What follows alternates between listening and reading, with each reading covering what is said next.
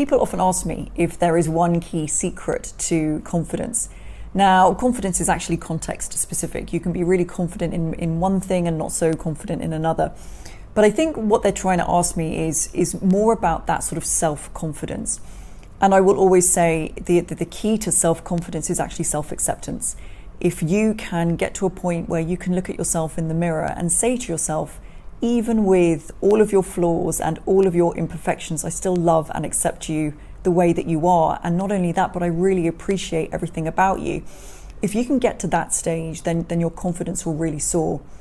And what was really interesting for me recently was that during lockdown, I was spending quite a lot of time on my own. I'm not married, I don't have kids, I live alone. And as a result of that, during lockdown, I was spending a lot of time on my own.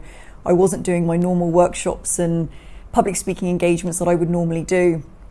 And even with my 10 plus years worth of personal development, I noticed that there were times during lockdown where I wasn't particularly kind to myself. There was a lot of pressure and a lot of shoulds. You should be doing this, you should be doing that. And a lot of, why are you not doing this? You're this, you're that, you're too this, you're too that.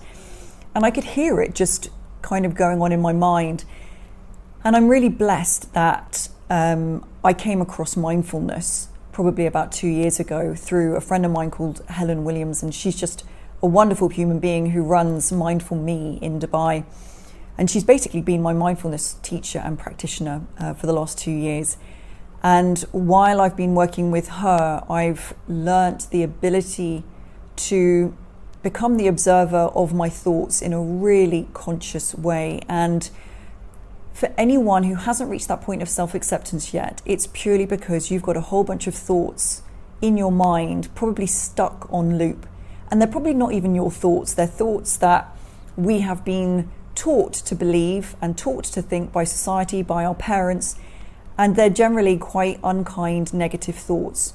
If you can learn and get into the habit of distancing yourself from those thoughts and to become an observer of those thoughts rather than to engage in those thoughts and to believe those thoughts, and to actually take a step back and to acknowledge that they're probably not even your thoughts anyway, and to start to swap those thoughts for thoughts that are much more encouraging, much more kind, much more motivating, much more loving and compassionate, you'll notice that your self-acceptance will increase, and with that, your confidence will soar.